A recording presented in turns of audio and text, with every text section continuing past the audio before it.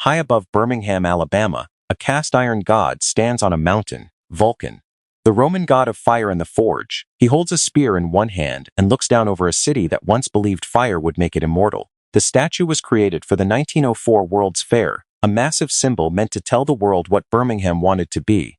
Not a sleepy southern town, not an old plantation city, but a new industrial capital built from smoke, ore, coal, limestone, labor, and ambition. For more than a century, Vulcan has watched the city below him change. He watched the blast furnaces burn. He watched steel money rise. He watched workers flood in. He watched civil rights marches, police dogs, church bombings, white flight, suburban wealth, hospital towers, empty blocks, and a city trying to survive after the fire that created it no longer mattered. Birmingham is not a ghost town. That is what makes it stranger. It did not vanish like a mining camp. It did not empty out in one clean disaster. It survived. But it survived by becoming something almost unrecognizable from the city that earned the name Magic City. In 1871, Birmingham was newly founded. 40 years later, it had grown so fast that people said it had risen from the ground by magic. Today the magic is not gone exactly. It has changed form. The old industrial city collapsed, and something else grew inside the shell. This is the story of Birmingham, Alabama, the magic city that did not die, but slowly stopped being itself. To understand Birmingham, you have to start with the ground beneath it. Most cities are built near a river, a port, a road, or a political boundary. Birmingham was built on geology. The Birmingham district had something rare: iron ore, coal, and limestones in the same region. The three essential ingredients that made large-scale iron and steel production possible. Local boosters often described it as the only place on Earth where those three ingredients existed so close together in major quantities. Whether you treat that as geology or civic mythology, the point is the same. Birmingham had the raw materials of industrial power almost under its feet. That made the city feel inevitable. Furnaces rose, mines opened, railroads connected the valley, workers poured in, capital followed. Smoke became a skyline. The city earned two nicknames: the Pittsburgh of the South and the Magic City. Pittsburgh of the South because iron and steel defined its economy. Magic City because the growth seemed unnatural, almost conjured. Birmingham did not grow slowly like an old port town. It erupted. Tennessee Coal, Iron and Railroad became one of the region's industrial giants, and U.S. Steel eventually took control of it. Sloss furnaces began producing iron in the 1880s and became one of the symbols of the city's industrial age. Day and night, the furnaces turned ore into iron, and iron into paychecks, and paychecks into neighborhoods, churches, schools, stores, and civic pride. By 1960, Birmingham reached its population peak: 340,887 people. It was the largest city in Alabama, the center of a metro economy built on metal, mining, rail, manufacturing, and the belief that heavy industry would keep feeding the future. Vulcan stood above it all, not as decoration but as a statement. This city belonged to fire. But Birmingham's rise was never clean. The same industrial order that built the city also trapped it in pollution, segregation, dangerous labor, and racial violence. Birmingham was rich in minerals, but poor in justice. It became one of the most segregated and violently defended racial orders in the United States. By the 1950s and 1960s, the city had earned a new name, one that poisoned its image around the world: Bombingham. Black homes, churches, and civil rights targets were bombed so often that the nickname became a national indictment. In 1963, Birmingham became one of the central battlegrounds of the civil rights movement. Demonstrators faced police dogs, fire hoses, arrests, and the fury of segregationist power. Then, on September 15, 1963, a bomb planted by Ku Klux Klan members exploded at the 16th Street Baptist Church. 4 black girls were killed: Addie Mae Collins, Cynthia Wesley, Carol Robertson, and Denise McNair. More than 20 people were injured. The blast did not only rip through a church wall, it ripped through Birmingham's claim to being a modern city. Images of the bombing, the children, the marches, and the police violence traveled across the country and the world. Birmingham became a symbol, but not the kind its boosters had wanted. The city that once tried to sell itself as the future of the industrial South was now known as one of the most brutal theaters of American segregation. The moral damage was obvious. The economic damage followed. A city associated with bombs, racial terror, and violent resistance to civil rights was not an easy place to sell to outside investors, corporate headquarters, or young talent.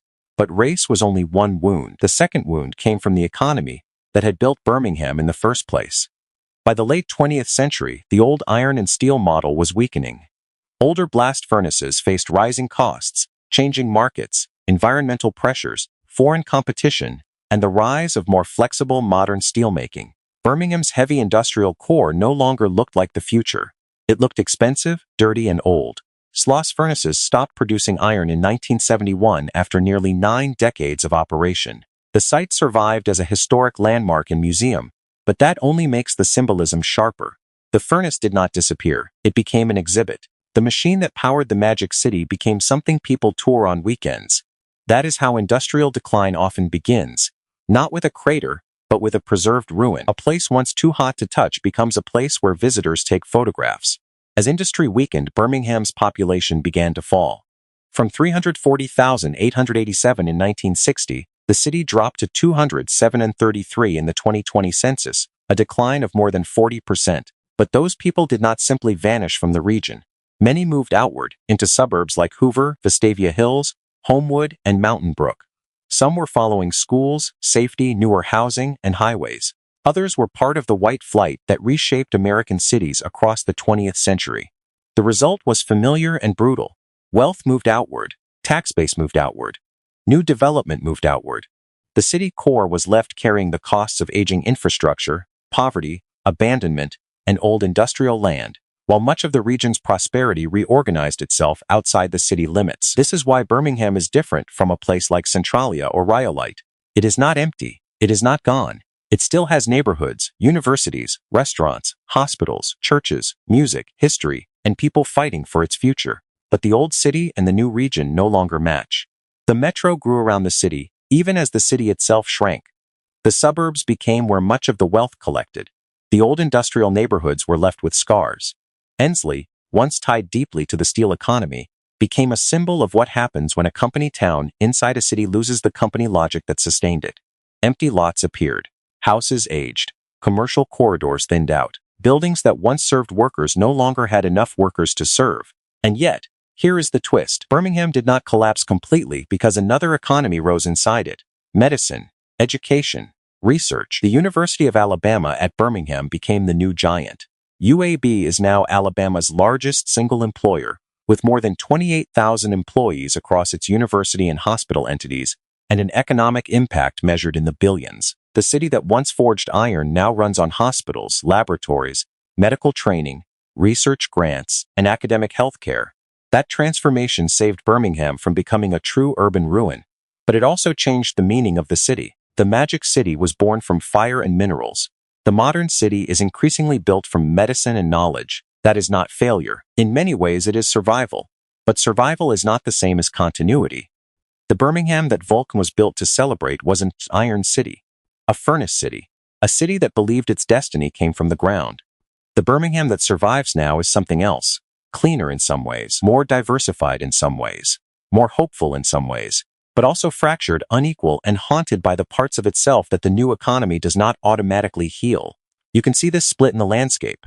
On one side, UAB's medical district rises with hospitals, research buildings, students, doctors, and construction cranes.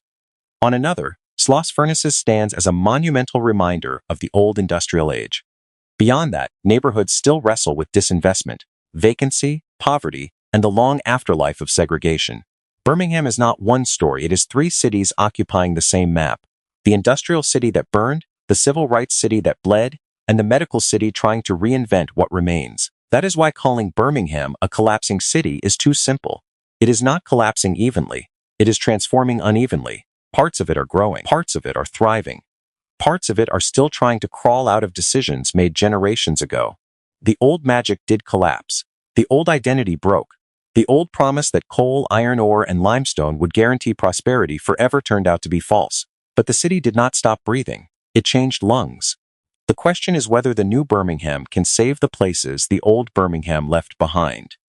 Because reinvention can become another kind of abandonment, if it only lifts the districts connected to hospitals, universities, and investment, while leaving the old industrial neighborhoods to decay quietly in the background. Vulcan still stands on the mountain, spear raised, watching all of it. He watches the hospital towers and the vacant lots, the museum furnaces and the new construction, the civil rights monuments and the suburban wealth. The city that was once advertised as the future of the South now trying to decide what kind of future it can still claim. There are many ways for a city to die. Some die when the mine runs out, some die when the railroad leaves, some die when the fire underground makes the streets unsafe.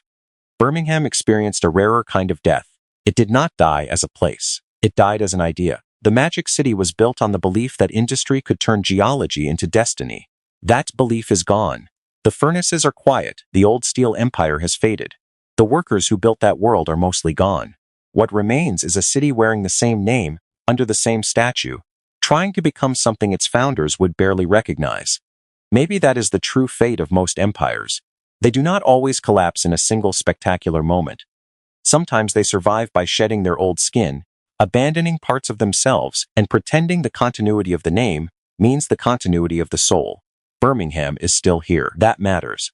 But the Magic City that rose from fire and iron is no longer the city below Vulcan's feet. And the question hanging over Birmingham is not simply whether it can grow again. The question is deeper than that. When everything that made you famous has disappeared, when the fire that created you has gone cold, when the future you were built for no longer exists, are you still the same city? Or just a new city living inside the bones of the old one?